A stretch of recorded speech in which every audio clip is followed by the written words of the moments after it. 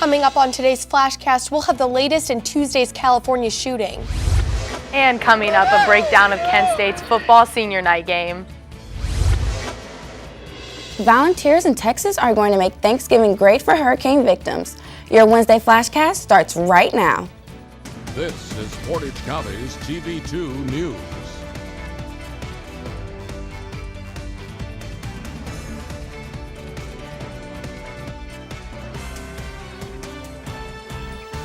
Good morning, I'm Megan Costantino. And I'm Michaela Wilson.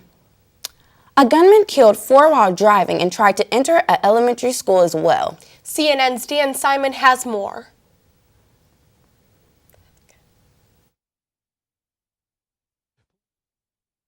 Dispute spilled onto the streets, sending a rural Northern California community into chaos. Right now, we have a total of 7 shooting scenes. Essentially, with this individual, after the initial shooting, he reportedly took a vehicle and went on a shooting rampage throughout the community. Police say the gunman fired from a stolen truck randomly into homes, eventually crashing the vehicle. It was like they were shooting, emptying a magazine, popping another one in. He stole a second car and kept firing, injuring a mother and her son as they made their way to Rancho Tehama Elementary School. The suspect tried to enter the school, spraying the walls and classrooms with bullets. As tragic and as bad as it is, could have been so much worse if it wasn't for the quick thinking and staff at our elementary school. Because there was a series of gunshots about a quarter mile away that alerted that staff, and they went on an immediate lockdown without having to be told to do so by law enforcement. 4th grader Ariana Ibarra and her classmates heard gunshots and took cover. How did you know to hide under your desk? Because our teacher told us to go under our desk and to keep calm and lay flat just in case he comes inside. The shooting spree ended after the suspect was shot dead during a gun battle with deputies. Police say a semi-automatic rifle and 2 handguns were found. I have to tell you, I am personally grateful to the men that engaged this suspect.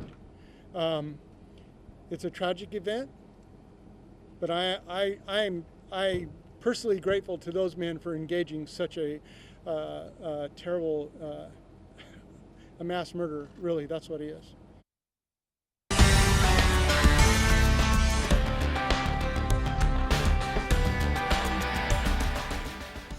A third Ohio pastor has been indicted on sex trafficking charges.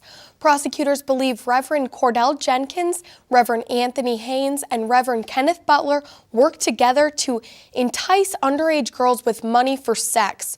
Jenkins and Haynes were both indicted on sex trafficking charges back in July. All 3 pastors pled not guilty to their indictments on Tuesday. A 74-year-old pedestrian was struck and killed while walking across Ravenna Road Tuesday evening. She was found lying on the west side of the road after authorities received 911 calls and reporting the accident and pronounced dead by Twinsburg Fire Department. The driver, a 37-year-old Glen Willow woman, stated that she was southeast bound on Ravenna Road when she felt her car hit something and immediately called 911. Ravenna Road was closed during the crash investigation and is now open. Well, it has been pretty cold out, if you ask me. I know. I think we need to actually bring our umbrellas out today. I know. I completely agree. Honestly, there's a 100% chance of precipitation today with a high of 48. And this weekend it doesn't look like it's getting much better. Sunday we have snow in the forecast and the temperature of 32 to 42. The rest of the weekend seems pretty partly cloudy, chances of rain, and honestly, I just don't really think that we have any nice weather coming our way. I think it's downhill from here, if you ask me. I think we're heading towards that winter stage. I completely agree, but I hope everyone has a nice weekend. That's all we have for today's weather. Tune into TV2 News tonight at 6 for updates on all this weather and more.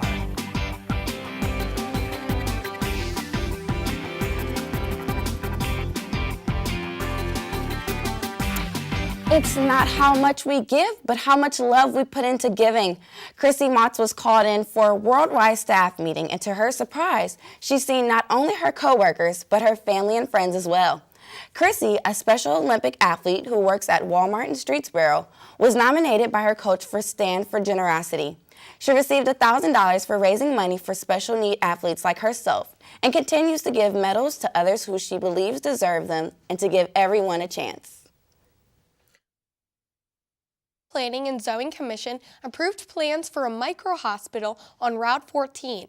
The 18,223 square foot facility will have an emergency department and an imaging center equipped with ultrasound, CAT scan, and an electrocardiogram machine. No information has yet been released on the cost of the project or how many jobs it will create.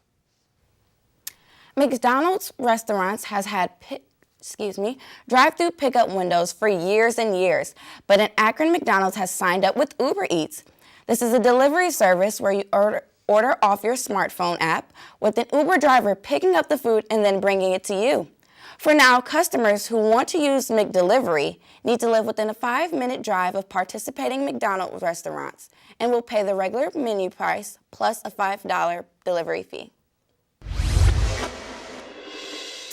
After the break, a police officer in Texas is teaming up with volunteers to give Hurricane Harvey victims a Thanksgiving to remember.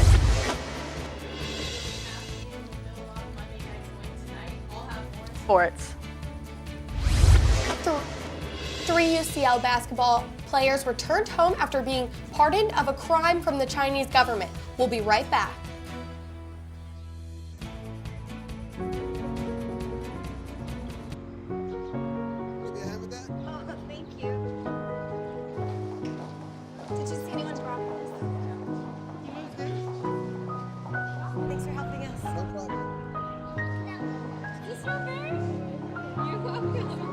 We'd do anything for kids. Yet 1 in 6 children in the U.S. struggle with hunger. Help end childhood hunger near you. Learn how at feedingamerica.org.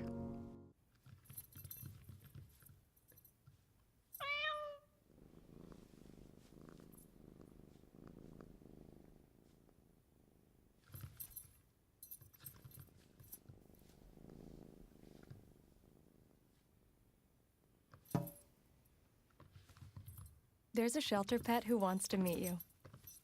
Meet one today. Visit theshelterpetproject.org. Adopt. Welcome back to this morning's Flashcast. 3 UCLA basketball players who were accused of shoplifting sunglasses from a Louis Vuitton store in China returned to Los Angeles on Tuesday. Reporter John Lornick has more. LeAngelo, do you want to try to clear this up? LeAngelo Ball, Cody Riley, and Jalen Hill landed in Los Angeles Tuesday. The 3 UCLA basketball players were arrested in China last week, accused of stealing sunglasses from a luxury store in Hangzhou. Anything you'd like to say about what happened over there? According to a statement from Larry Scott, the commissioner of the Pac-12, the freshmen were allowed to leave after the situation was resolved to the satisfaction of Chinese authorities. The UCLA team was in China for their season opener against Georgia Tech. By coincidence, the arrest overlapped with President Trump's 2-day visit to Beijing. What they did was unfortunate.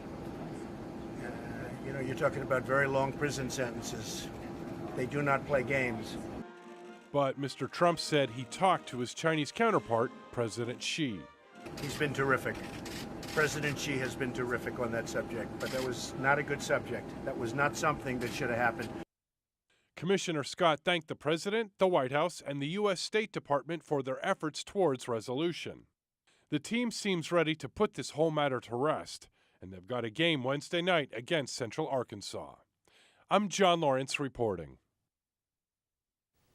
I heard Kent football played last night. I know, it was their senior night, so that's exciting. Oh, yes. Congratulations to all the seniors. I'm sure our sports anchor, Nicole Bienvenu, has more for us. Nicole? Thanks, Megan. Kent State loses on senior night for their last home game of the season. Let's go to the highlights and see what happened.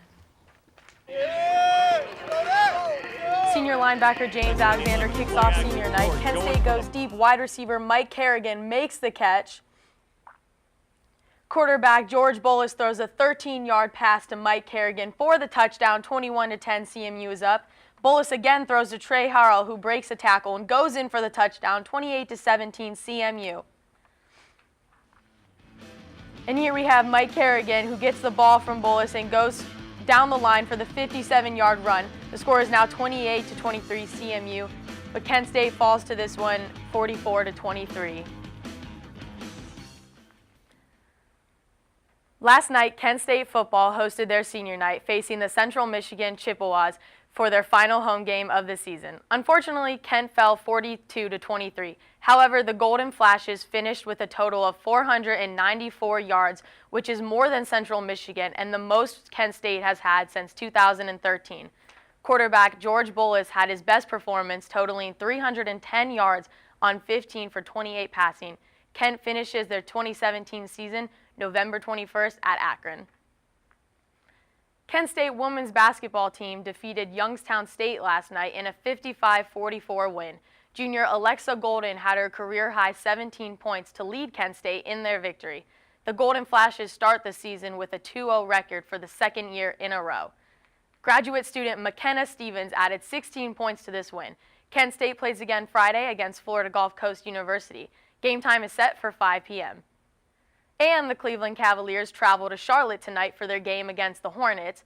The Cavs swept the Hornets last season and have won 10 of the 11 last games in this series. LeBron has registered at least 30 points in the games against the Hornets, and for the Hornets, they've lost 4 in a row. Their forward Nick Batum is expected to make his season debut tonight after missing the first 12 games with a sprained left elbow. Game time is set tonight for 8 p.m. That's all I have for sports. Don't forget to tune in to tonight's 6 p.m. newscast. That's it for sports. Michaela? Thanks, Nicole. This town is preparing a free Thanksgiving meal for Hurricane Harvey victims. CNN's Nick Notaro has more. This is a task Dickinson VFW members have done before, but this time, each letter means a little more. Because the end result is a message some have been waiting for. This is a very special one because we're going to give thanks that we're all here. On Saturday, the hall will open its doors for a free Thanksgiving feast. We're going to have turkey, dressing, mashed potatoes, some homemade pies. It's not new. Dickinson police have been behind this event for nearly 20 years. But after Harvey hit in August, leaving hundreds without a home, Officer Tony Valdez hopes this year's event will bring comfort to those who need it. Bring everybody you can, bring all your friends and family, and have some good fellowship and camaraderie there, and that's what it's all about. Holiday help isn't just being served at the VFW. The Galveston County Food Bank is sending 1,000 Thanksgiving boxes to Dickinson ISD families. We can help ease the burden of having to figure out how they're going to be able to provide for the family. The focus may be on Dickinson, but the food bank says it's not the only place needing help. We still have clients that are in need throughout the entire Galveston County area. Because of this, the call to action won't end with Thanksgiving. Officers and the food bank are gearing up for Christmas, a holiday storm victims know is approaching. We wanted to get back for Christmas, but I don't know if we're going to make it. At least neighbors know if they don't make the deadline, they've got support close by. It says a whole lot. It says a whole lot. And in Dickinson, they've got the sign to prove it. Nick Notaro. Thank you for watching today's Flashcast. Be sure to tune into TV2 News tonight at 6 for updates on all these stories and more. And be sure to tune in tonight at 9 for an all-new episodes of All Systems Go. I'm Michaela Wilson. And I'm Megan Costantino. Have a great day, Portage County.